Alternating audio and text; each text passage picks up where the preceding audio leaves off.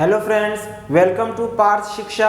दोस्तों, आज का जो लेक्चर नंबर 3 है, ये शुरू करने से पहले ये मैं बता दूं कि जो पिछला लेक्चर 2 था हमारा डेप्रिसिएशन का, उसमें मैंने गलती किया था। क्या गलती किया था कि उस क्वेश्चन में तो फर्नीचर अकाउंट बनाना था, मैंने हेडिंग गलती से ये मशीनरी अकाउंट लिख दिया था।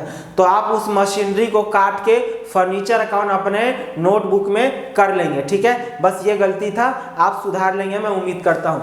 आज हम कर रहे हैं क्वेश्चन नंबर 3 अपने असाइनमेंट का। तो आप असाइनमेंट अभी तक के ये डाउनलोड नहीं किए हैं तो पार्थ शिक्षा टेलीग्राम चैनल ज्वाइन कीजिए, वहां पे आपको इसका नोट्स मिल जाएगा पीडीएफ। तो आज क्वेश्चन नंबर 3 करते हैं। क्वेश्चन नंबर 2 जो है वो 3 जैसा ही है, तो आप क्वेश्चन नंबर 3 कर लेंगे। और मैं ऐसा कहूं कि क्वेश्चन नंबर 2 जो है वो मेरे असाइनमेंट का क्वेश्चन नंबर 5 जैसा बिल्कुल एग्जैक्ट है। बट ये है कि क्वेश्चन नंबर 5 में तो 3 अकाउंट मैं बनाना सिखाऊंगा। जब वो बनाना आ जाएगा तो क्वेश्चन नंबर 2 भी आप आसानी से कर सकते हैं, ठीक है। तो इसका मतलब हम क्वेश्चन नंबर अभी सर फिलहाल तो क्वेश्चन नंबर 3 कर लेते हैं, उसके बाद बाकी बात बाद में देखेंगे।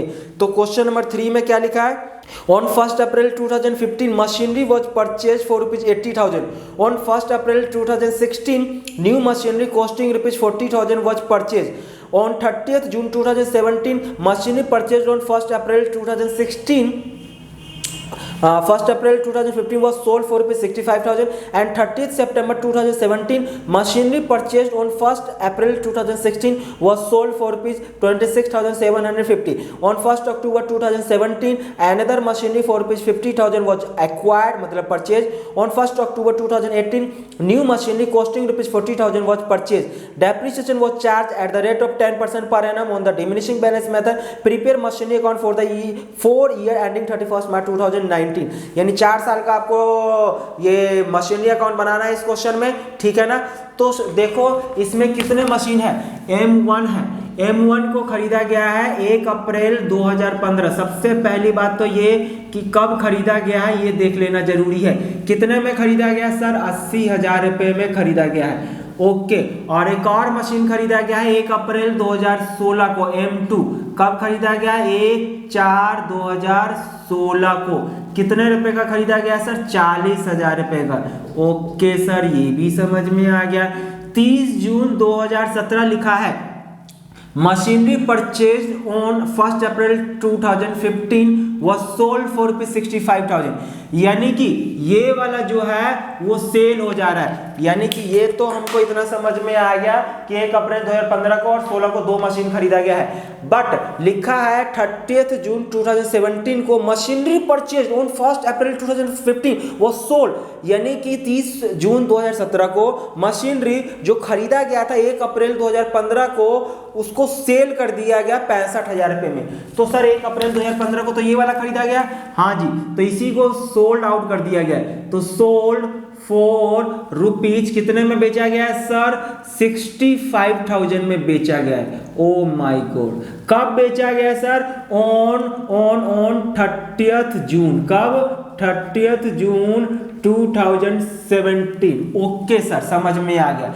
आगे लिखा है ऑन 30 सितंबर 2017 मशीनरी परचेज, यानी 30 सितंबर 2017 को मशीनरी परचेज ऑन 1st अप्रैल 2016। यानी वो मशीन जो 1 अप्रैल 2016 को खरीदी गई थी। तो 1 अप्रैल 2016 को कितने में खरीदी गई थी? ये है M2, हाँ सर, वॉज सोल्ड फॉर ₹26,750।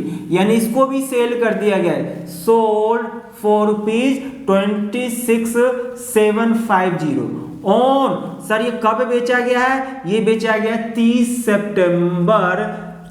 सितंबर 2017 में ही बेच दिया गया। एक ही साल में काम तमाम हो गया। ओके सर, कमाल है। आगे देख लेते हैं। अगर ये आप यहां कर लेते हैं ना तो क्वेश्चन तो कंप्लीट हो गया। आगे लिखा है 30 सितंबर 2017 machinery purchase on 1st April 2016 was sold for ₹26,750। ये तो हमने लिख लिया ना, हाँ sir. On 1st October 2017 another machinery for ₹50,000 was acquired। यानी कि M3 खरीदा गया है। कब खरीदा गया है? 2017 में ही। कब? 1 अक्टूबर 1/10/2017 को। सर कितने में खरीदा गया? 50,000 रुपए में। कितने में? 50,000। ओके। और एक और खरीदी गई है मशीनरी, ध्यान से देखिए, 1 अक्टूबर 2018 M4 कब खरीदा गया? 1 अक्टूबर 2018 को कितने रुपए में खरीदा गया है? खरीदा गया 40,000 रुपए में। ओ माय गॉड, कमाल है। तो ये कंप्लीट हो गया है। अब हम फटाफट कर लेते हैं क्वेश्चन। तो चलिए जी, 2015 लेके प्रभु का नाम क्वेश्चन खत्म करते हैं। 1 अप्रैल 2015 टू क्या खरीदा जाएगा? To bank account. बताइए, 1 अप्रैल और दूसरा 1 अप्रैल यानी अगले फाइनेंशियल ईयर में दूसरी खरीदी गई है। तो पहले साल में हमारे पास सिर्फ एक ही मशीन है। कितने रुपए वाली? 80,000 रुपए वाली है। Okay sir. तो मार्च 31 बाई डेप्रीशिएशन अकाउंट। आप 80,000 रुपए का, इस क्वेश्चन में डेप्रीशिएशन का रेट तो देखो दे रखा है ना क्वेश्चन में, 10% पर एनम है।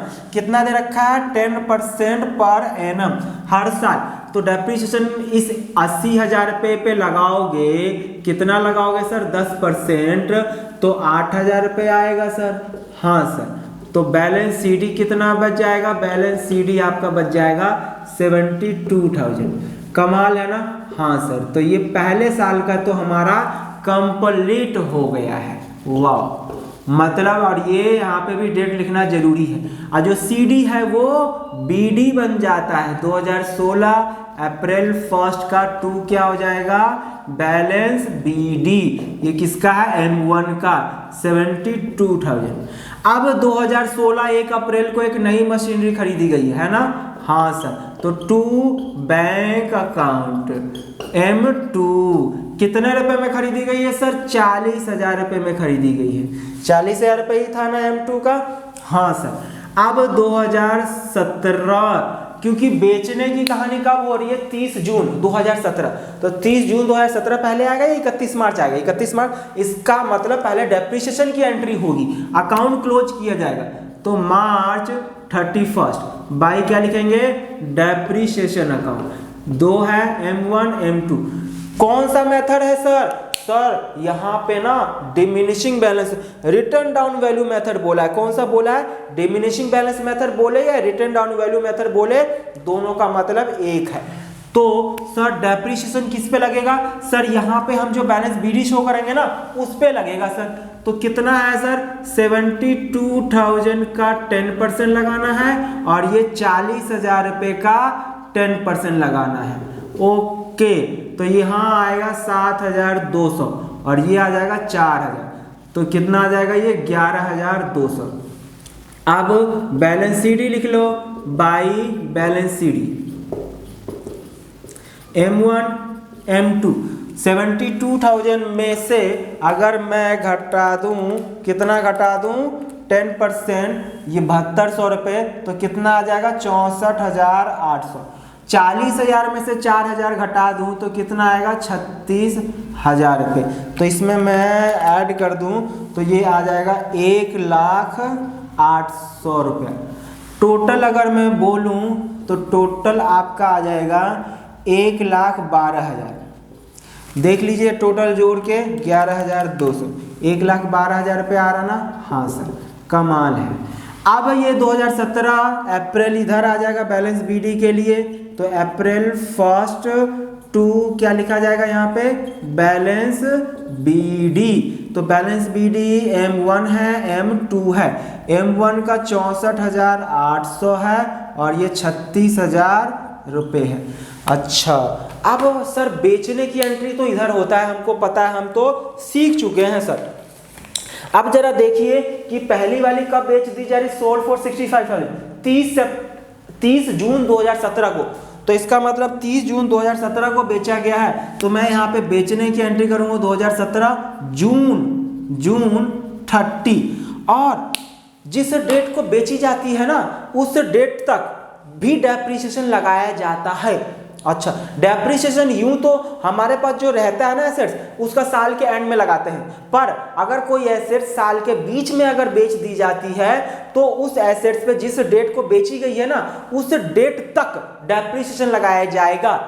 अच्छा सर, अगर मैं 1 अप्रैल 2017, यहाँ बैलेंस बीडी है, 1 अप्रैल 2017 को ही अगर बेच देता तो कोई एक्स्ट्रा डेप्रिसिएशन नहीं लगाना पड़ता, पर 1 अप्रैल से 30 जून 3 महीने आपने यूज किए हो तो 3 महीने का डेप्रिसिएशन तो लगेगा। सर 3 महीने का डेप्रिसिएशन कितने पे लगेगा? सर ये 64,800 रुपये का 10% लगेगा। कितने महीने के लिए? 3 महीने के लिए।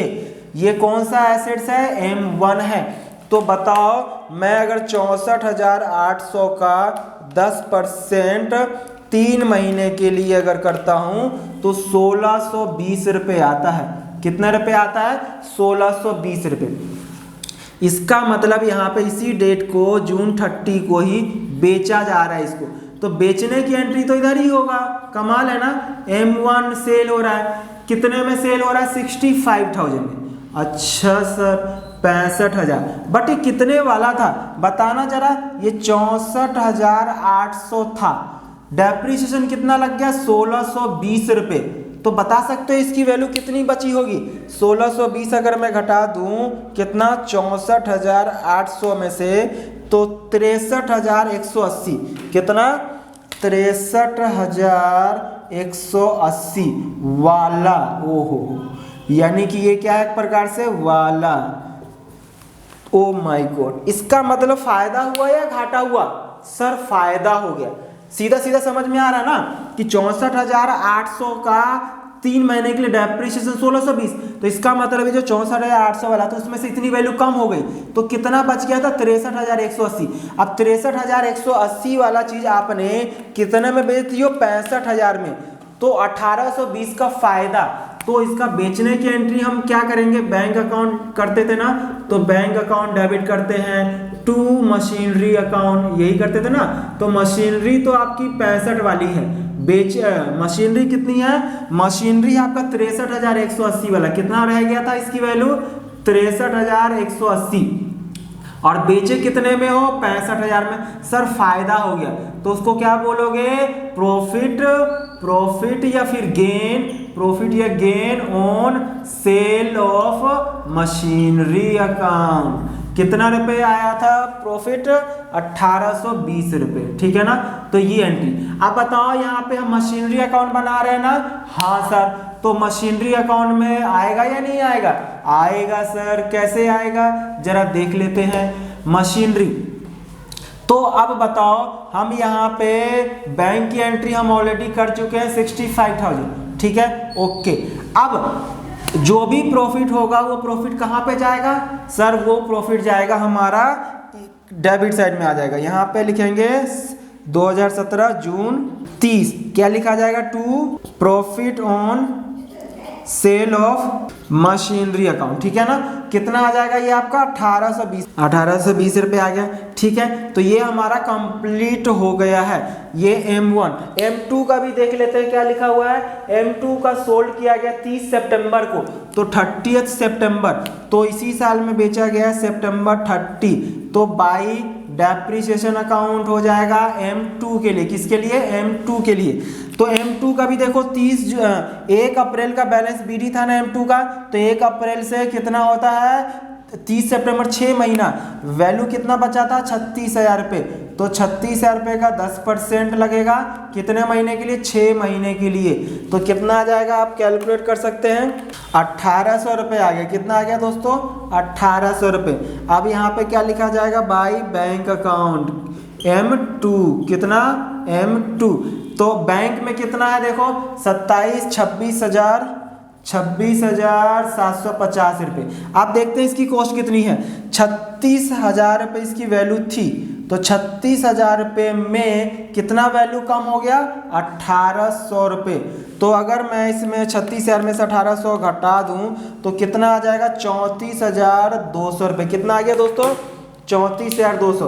तो 34,200 वाला कितने में बेच दिए हो? 26,000। तो इसमें से मैं अगर घटा दूं 26,750 रुपये, तो आ जाएगा 7,450 रुपया। ये किस डेट को आएगा? ये सितंबर 30 को ही आएगा। मतलब 34,200 वाला इतने में बेचे हो तो इतने का घाटा हो गया। कमाल है ना। हाँ सर, तो ये घाटा हो गया, लॉस। तो एक बात कंफ्यूजन हो रहा होगा कि सर प्रॉफिट होगा लॉस होगा तो क्या, लॉस होगा तो हम क्रेडिट साइड शो करेंगे और अगर प्रॉफिट होगा तो हम किधर शो करते हैं, प्रॉफिट होगा तो डेबिट साइड में शो करेंगे। बस इतना सा ध्यान रखना है। ओके, तो ये हमारा फाइनेंशियल ईयर अभी क्लोज नहीं हुआ है, अभी 2017 में ही हमने कुछ खरीदा भी है एक और एसेट्स। कब खरीदा जरा देखो, तो ध्यान से देखने की बात है कि मशीन नंबर 3 1 अक्टूबर 2017 में खरीदा है। ओके, तो मतलब अक्टूबर 1 को टू बैंक हमने खरीदा है M3 कितने रुपए में खरीदा है, 50,000 रुपये में खरीदा है। इनका टोटल तो था कितना, इसका टोटल था 1,08,000 रुपये था। अब डेप्रिसिएशन जो लगेगा यहाँ 2018 में वो सिर्फ किस पे लगेगा, M3, क्योंकि M1 M2 जा चुका है। तो बाय डेप्रिसिएशन अकाउंट जो है वो M3 का लगेगा कितना, 50,000 रुपये का 10% कितने महीने के लिए, 6 मंथ के लिए। तो कितना आ जाएगा, 2,500 रुपये। तो बाई बैलेंस CD भी जो बचेगा वो कितना बचेगा, M3 का ही बचेगा ना। तो 50,000 में से 2,500 घटा दोगे तो 47,500। तो इतना सारा खेल हो गया यहाँ पे। तो दोनों साइड का टोटल जोड़ के देखो, दोनों साइड का टोटल बराबर आना चाहिए। जोड़ के देख लो, 1,52,620 रुपये। कमाल है, हमारा दोनों साइड बराबर आ गया, मतलब सही है। अब यहाँ पे 2018 क्या करना है, अप्रैल 1 टू बैलेंस BD किसका है, सिर्फ M3 का है। कितना है, 47,500। अब यहाँ 2019 में मार्च 31 को क्या लिखना है, बाई डेप्रिसिएशन अकाउंट। और यहाँ डेप्रिसिएशन दोनों का आएगा, M1 M2 का। फिर बैलेंस CD आ जाएगा आपका, बैलेंस CD आपका M1 M2 नहीं है, M3 M4 होगा। यहाँ पे भी आपका M3 और M4 होगा।